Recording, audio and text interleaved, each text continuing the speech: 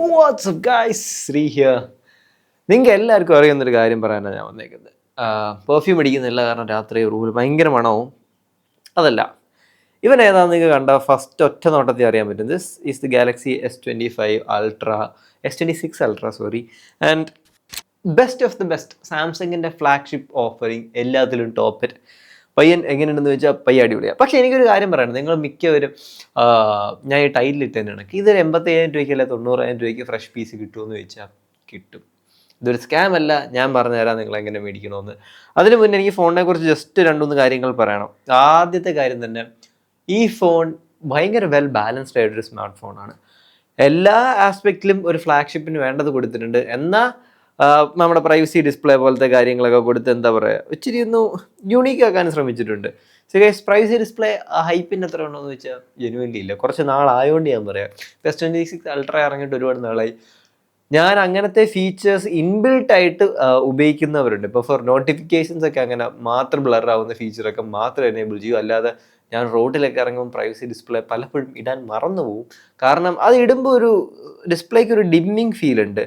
അത് ആ സാംസങ്ങിൻ്റെ പാനലായി വൈബ്രൻസിനെ ഓവറോൾ സംഭവത്തിനെ എഫക്റ്റ് ചെയ്യും.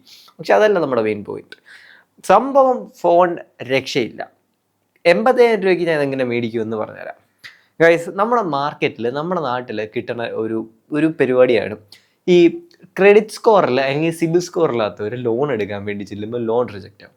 അപ്പം EMIക്ക് അല്ലെങ്കിൽ ബജാജ് കാർഡോ അങ്ങനത്തെ EMI ഓപ്ഷൻസ് ഒക്കെ ഉണ്ടല്ലോ, അതിനകത്ത് വെച്ച് അവർ ഫോൺ മേടിച്ചിട്ട് ആ ഫോൺ ആ കടയിൽ തന്നെ കൊടുക്കും. അങ്ങനെ വരുന്ന പീസസിനെയാണ് ജനറലി ഫോൺ കമ്മ്യൂണിറ്റിയിലുള്ളവർ പറയുന്ന ഓപ്പൺ ബോക്സ് അല്ലെങ്കിൽ സീൽ കട്ട് പീസ് എന്ന് പറഞ്ഞാൽ. EMI ആക്ടിവേറ്റ് ചെയ്യാൻ വേണ്ടി മാത്രം ഫോണിൽ നിന്ന് പൊട്ടിക്കും.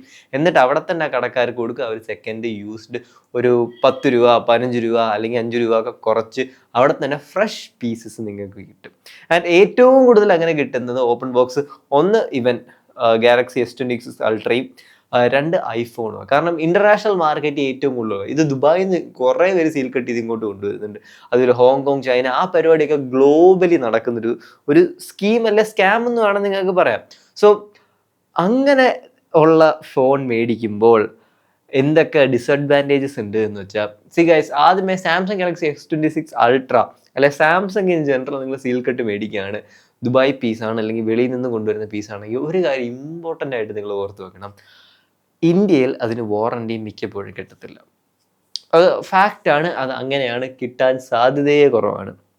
രണ്ടാമത്തെ സാധനം, നിങ്ങൾ US പീസാണ് അല്ലെങ്കിൽ ഹോങ്കോങ്, ചൈന പീസ് എന്നൊക്കെ ഐഫോണുകളുണ്ടല്ലോ, ഐഫോൺ കൊണ്ടുവന്നാൽ എല്ലാ രാജ്യത്തിനും കിട്ടത്തില്ല, പക്ഷെ സെലക്റ്റഡ് കൺട്രീസിന് കിട്ടും. പക്ഷെ ഇന്ത്യയിൽ മിക്കവരും ഇറക്കുന്നത് TDR, ഹോങ്കോങ്, ചൈന, ജപ്പാനൊക്കെ, അതിനെല്ലായിടത്തും ഇന്റർനാഷണൽ വാറണ്ടി കിട്ടും. പക്ഷെ ചില രാജ്യങ്ങൾക്ക് ഇന്റർനാഷണൽ വാറണ്ടി കിട്ടത്തില്ല. ആൻഡ് അവിടെ ഇരിക്കുന്ന ഒരു എന്താ പറയുക, സെയിൽസിനെ അല്ലെ കൺസ്യൂമറെ ഡീൽ ചെയ്യാൻ വെച്ചേക്കുന്ന മച്ചൻ ചൊറിയനാണെങ്കിൽ നിങ്ങൾക്ക് നല്ലോണം ചൊറിയാനും പറ്റും. അതുകൊണ്ട് വാറണ്ടി വേണേ അവർക്ക് എടുത്ത് തൂക്കി പറയുക കളയാൻ കേട്ടോ. അപ്പം ഈ ഒരു സ്കീമിലുണ്ട്. ഞാൻ നിങ്ങൾക്ക് എവിടെ നിന്ന് വാങ്ങിക്കാൻ പറ്റുമെന്നൊന്നും പറഞ്ഞു തരുന്നില്ല, എങ്ങനെ വാങ്ങിക്കണമെന്ന് പറഞ്ഞില്ല, എത്ര രൂപയ്ക്ക് വരാൻ പറഞ്ഞത്.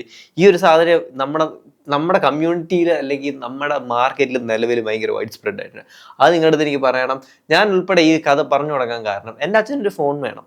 അപ്പം പുള്ളിക്കാരൻ ഇച്ചിരി ചില്ലി പയ്യനാണ്. Fully top of the top flagship ഒക്കെ ഉപയോഗിക്കാറുള്ളൂ.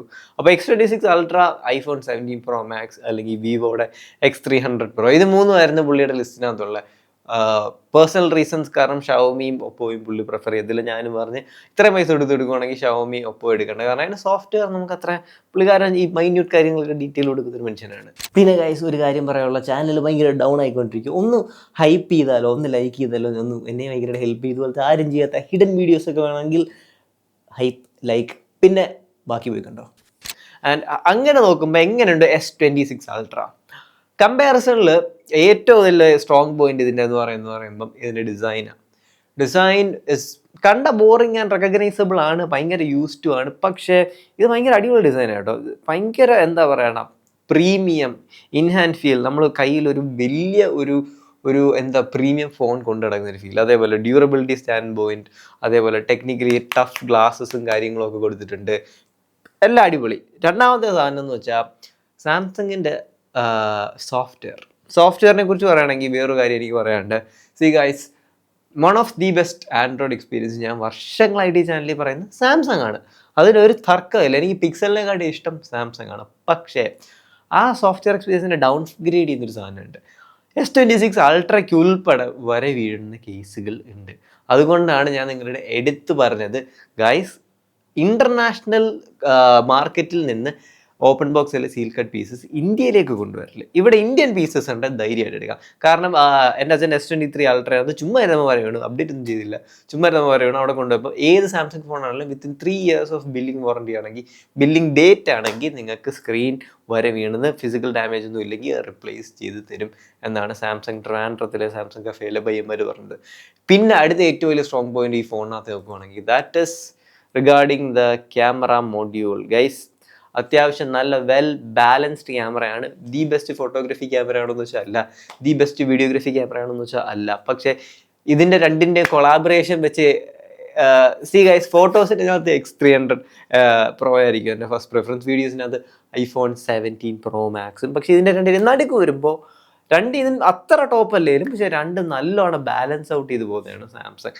നൈറ്റ് ഫോട്ടോസ് ആയിക്കോട്ടെ, സൂം റേഞ്ചുള്ള ഫോട്ടോസ് ആയിക്കോട്ടെ, എങ്ങനത്തെ ഫോട്ടോസ് ആണെങ്കിലും നിങ്ങൾക്ക് നല്ല കിടിലം സാംസങ്ങിൻ്റെ ഫോട്ടോസ് ഇഷ്ടപ്പെടുന്നവർക്ക് വൈബ്രൻറ്റ് ടോണൽ കോൺട്രാസ്റ്റ് ഒക്കെ ഉള്ള എന്നാൽ ഭയങ്കര ഓവർ പ്രോസസ്ഡ് സാച്ചുറേറ്റഡ് എല്ലാം നീലസയനൊക്കെ ആക്കി ആ ഒരു ഫോട്ടോസ് നിങ്ങൾക്ക് ഇവിടെ വർക്കൗട്ട് ആവും. വൈഡ് മെജോറിറ്റി ഓഫ് ഓഡിയൻസിനും വർക്കൗട്ട് ആവുന്ന ഫോട്ടോസും ക്യാമറ സിസ്റ്റം തന്നെയാണ്. പിന്നെ ഏറ്റവും അവസാനം എനിക്ക് പറയാനുള്ളതിനെക്കുറിച്ച് സാംസങ്ങിൻ്റെ ഫോണാണ്. ഗൈസ്, നമ്മൾ സാംസങ്ങിനെ എത്രയൊക്കെ കുറ്റം പറഞ്ഞാലും എന്തൊക്കെ പറഞ്ഞാലും ഇവൻ ഒരു അടുത്ത 3 വർഷത്തേക്ക് പടക്കുതിരയായിട്ട് നിൽക്കുള്ളൂ. അത് എനിക്ക് ഉറപ്പല്ല, ഗ്യാരണ്ടി ചെയ്യാൻ പറ്റുന്ന പറയാം. പടക്കുതിര മീൻസ് ഇതിനകത്ത് ഉപയോഗിച്ചിരിക്കുന്ന ചിപ്സെറ്റ് അത്രയ്ക്ക് അടിപൊളിയാണ്, ആൻഡ് അവരുടെ സോഫ്റ്റ്വെയർ ഒപ്റ്റിമൈസേഷനും അത്രയ്ക്ക് അടിപൊളിയാണ്. അതുകൊണ്ട് എനിക്ക് ഗ്യാരണ്ടി ചെയ്യാൻ പറ്റും.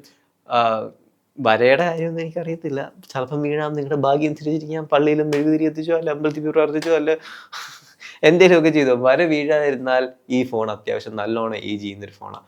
കാരണം പ്രോസസ്സർ ആയിക്കോട്ടെ, റാം മാനേജ്മെൻറ്റ് ആയിക്കോട്ടെ, എല്ലാം എനിക്ക് ഓക്കെയാണ്. ഇത്ര നാളത്തെ എൻ്റെ ടെസ്റ്റിങ്ങിൽ നിന്ന് സാംസങ് ഡസ് ഇറ്റ് ഗുഡ്, നല്ലോണം അവർ ചെയ്യാറുണ്ട് എന്ന് തന്നെയാണ് എൻ്റെ അഭിപ്രായം.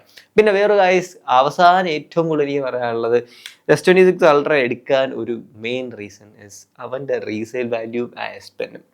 S Penനെ കുറിച്ച് ഒരുപാട് ഞാൻ പറയുന്നില്ല, കാരണം ഒരുപാട് അങ്ങനെ യൂസ് ചെയ്യത്തില്ല. ഇതൊരു ഒരു ടെക്നിക്കൽ റിവ്യൂവിന് ഒരു യൂസർ പെർസ്പെക്റ്റീവ് ഒരാൾ വാങ്ങിക്കാൻ നോക്കുമ്പോൾ എന്തൊക്കെ കാര്യങ്ങൾ കൺസിഡർ ചെയ്യുന്നു എന്ന് നിങ്ങളുടെ അടുത്ത് പറഞ്ഞു തരിക.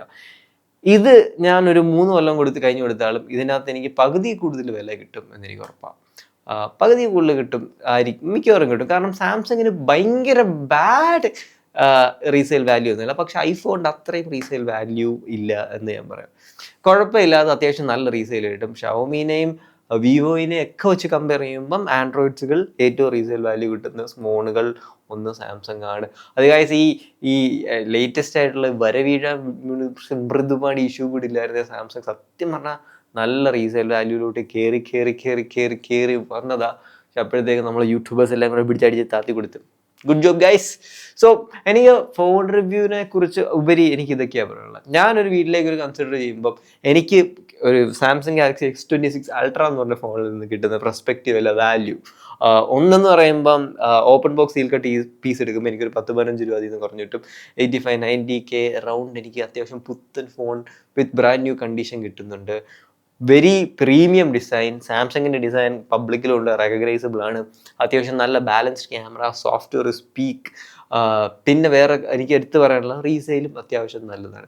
സോ ഗൈസ്, ഒരു റീസെയിൽ വാല്യൂ പെർസ്പെക്റ്റീവ് എന്നല്ല, ഒരു യൂസർ പെർസ്പെക്റ്റീവ് അല്ലെങ്കിൽ ഫ്യൂച്ചർ ഇൻവെസ്റ്റ്മെൻറ്റ് പെർസ്പെക്റ്റീവ് എന്ന് ഞാനിങ്ങനെ വീഡിയോസ് ചെയ്യുന്നുണ്ട്. നിങ്ങൾക്ക് ഇഷ്ടപ്പെടുന്ന ഗൈസ് പ്ലീസ് ഡു ലൈക്ക്, എന്നെ സപ്പോർട്ട് ചെയ്യുക, ലൈക്ക് ചെയ്യുക. അതേപോലെ അടുത്ത നിങ്ങൾക്ക് X300 Pro ഇതേപോലെ ചെയ്യണമെങ്കിൽ നിങ്ങൾ പറഞ്ഞാൽ മതി. അതൊരു യൂസറിൻ്റെ പെർസ്പെക്റ്റീവ് അല്ലെ ബൈയിങ് ഗൈഡൻസ്, ഞാൻ വാങ്ങിക്കാൻ പോകുന്ന ഒരാളുടെ പെർസ്പെക്റ്റീവിൽ നിന്ന് X300 Pro നിങ്ങൾ റെക്കമെൻഡ് ചെയ്യുമെന്ന് വെച്ചാൽ ഗൈസ്, എനിക്ക് ഇത് റെക്കമെൻഡ് ചെയ്യുമെന്ന് വെച്ചാൽ ഗൈസ് ഉറപ്പായിട്ടും റെക്കമെൻഡ് ചെയ്യും. പക്ഷെ full retail brand new piece പ്രൈസിന് ഞാൻ റെക്കമെൻഡ് ചെയ്യത്തില്ല. നിങ്ങൾക്ക് ഓപ്പൺ ബോക്സിലെ സീൽ കട്ട് ഡിവൈസസിന് നല്ല ഒരു രൂപയ്ക്കകത്ത് എന്താ പറയണത് 85-90 രൂപയ്ക്ക് കിട്ടും. നിങ്ങൾക്ക് കിട്ടാവുന്നിരിക്കുന്നില്ല. ഞാൻ ഒരാളുടെ പെർട്ടിക്കുലർ നമ്പർ കൊടുക്കുന്നില്ല.